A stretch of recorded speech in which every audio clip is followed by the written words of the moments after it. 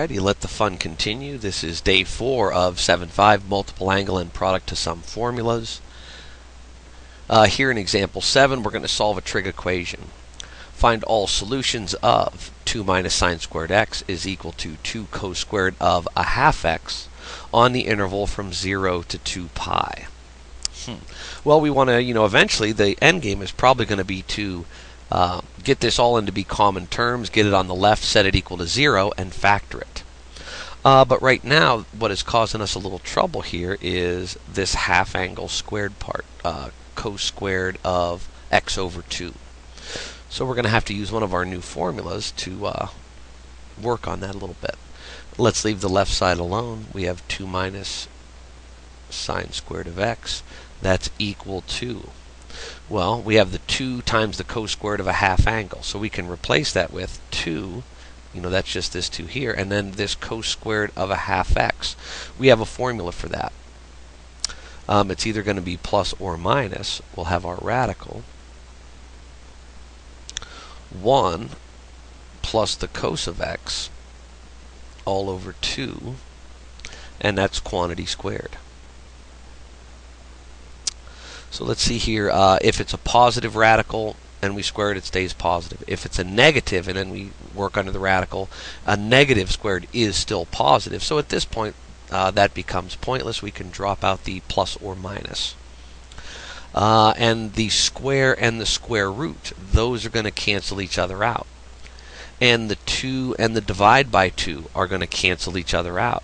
So here on the right hand side now, we're just going to have, after this, equal to 1 plus cos x.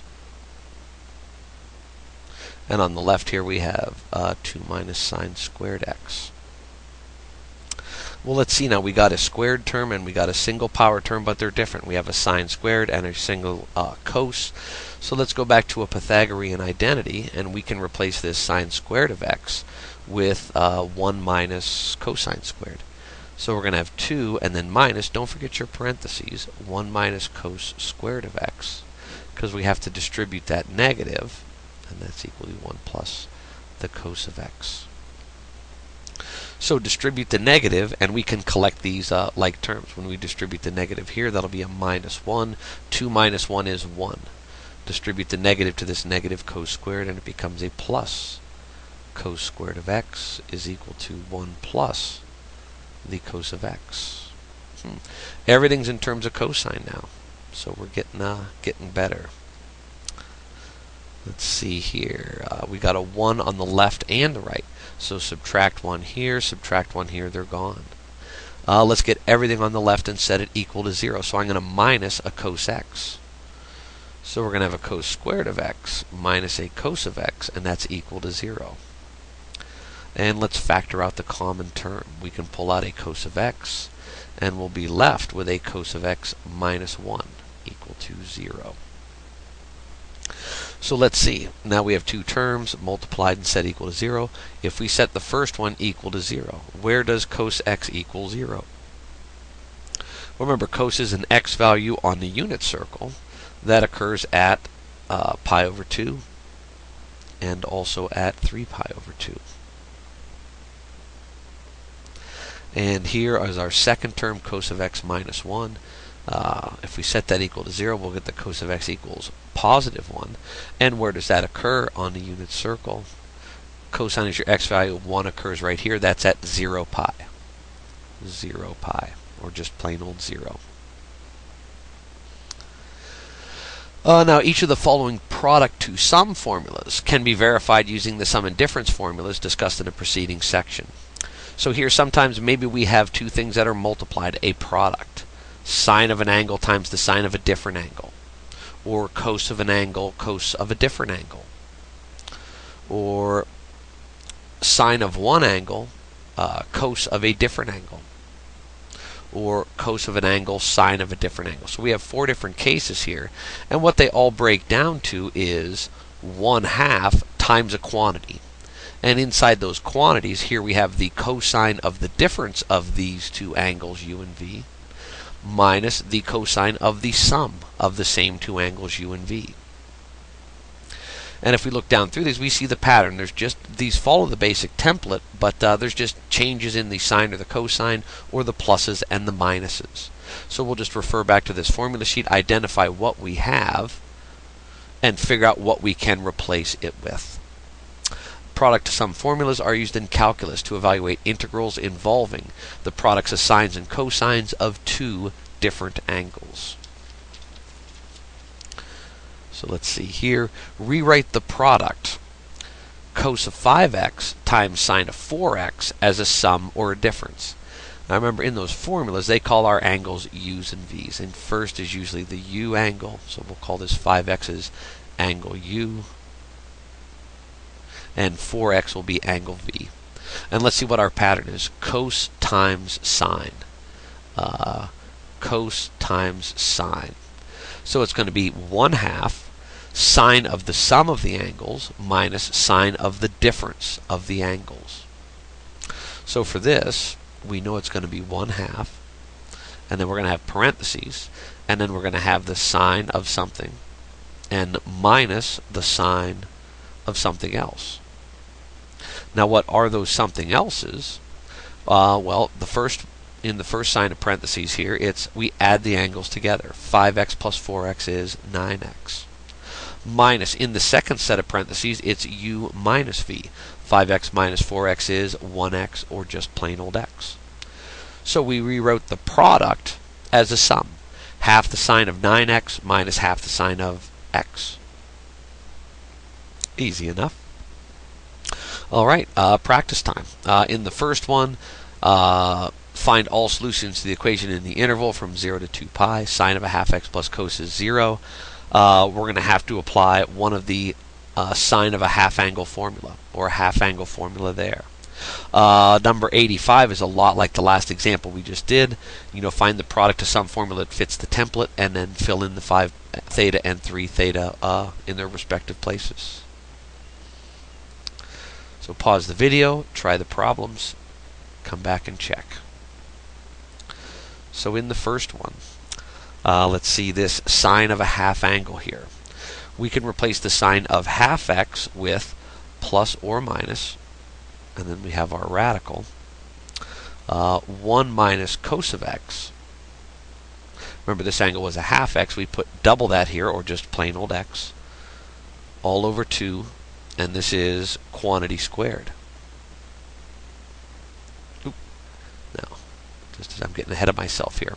And in this step, well, why don't we just subtract a cosine of x from each side also? So this is going to equal negative cos of x. So I replace sine of x over 2 with a half angle formula, move the cos x to the other side. Now it's negative. Now the strategy is to square both sides. So we're going to square here and here. When we square, that's going to take out the square root. And then we just lose the radical. So on the left now we just have, and when we square, we'll also get rid of the plus or minus. It will always be plus.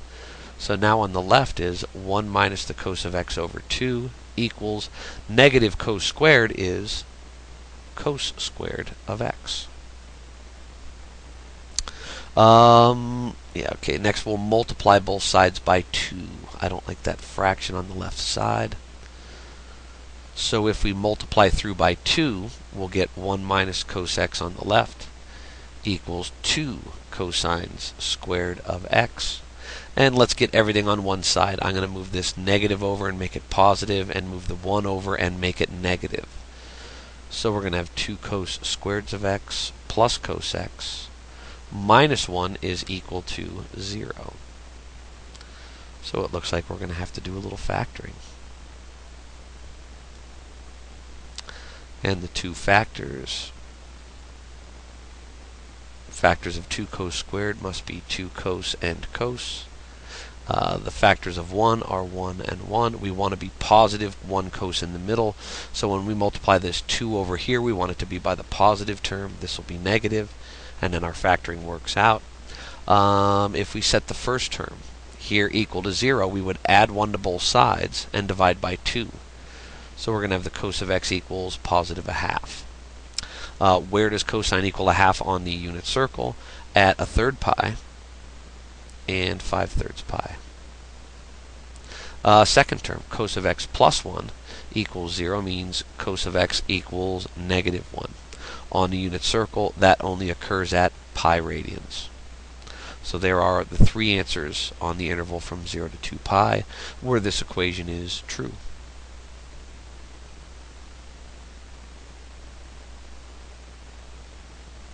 So in number 85, we're going to turn the product into a sum. So first, we identify sine. Our pattern is sine. So here is sine times sine. That's a half cos of the difference minus cos of the sum. So it's going to be a half cos of the difference minus cos of the sum. So the difference here is 5 theta minus 3 theta is 2 theta. And then minus the cos of the sum. 5 theta plus 3 theta is 8 theta. A couple more practice problems. Pause the video, try them out, and then see how you did. Let's see here in the first one. Find all the solutions to the equation over 0 to 2 pi. So let's see. Here we have the cosine of a half angle. So this cos of a half angle I'm going to replace with the positive or negative square root of 1 plus cos of x all over 2. And we'll move this sine over to the other side, add it to both sides. So now it's equal to the sine of x. And let's square both sides. So here the squaring will take care of the plus or minus. It will wipe out the radical. We're left with 1 plus the cos of x over 2 equal to sine squared of x. Multiply through by 2. 1 plus the cos of x equals 2 times sine squared. And let's replace sine squared with 1 minus cos squared. So now everything will be in terms of cosine.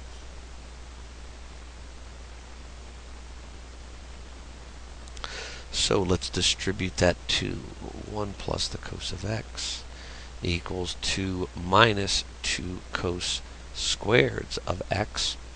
And let's get everything on the left. So we're going to minus 2 and we're going to add 2 cos squareds of x. So now that 2 cos squareds turns up on the left side. 2 cos squared of x.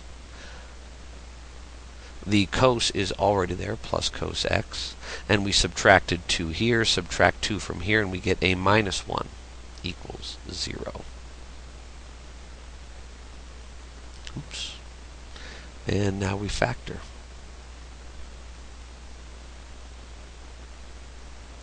So we're going to have 2 binomials equal to 0. Factors of 2 cos squared are 2 cos x and cos x. 1's factors are 1 and 1. We want to be positive in the middle, so it's going to be 2 times the positive term, negative here. And for this term, we will add 1 to both sides and divide by 2. So cos of x equals a half. And here we are going to subtract 1 from both sides and get cos x equals negative 1. Looks a lot like the last problem. So where does cos x equal positive a half? That's at 1/3 pi and 5/3 pi. And where does cos x equal negative 1? At pi radians.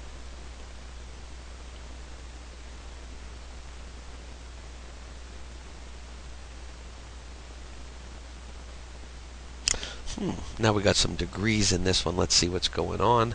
What we have is sine times cos. 6 times sine times cos. So what's our pattern? Sine cos is half sine of the sum plus sine of the difference. So half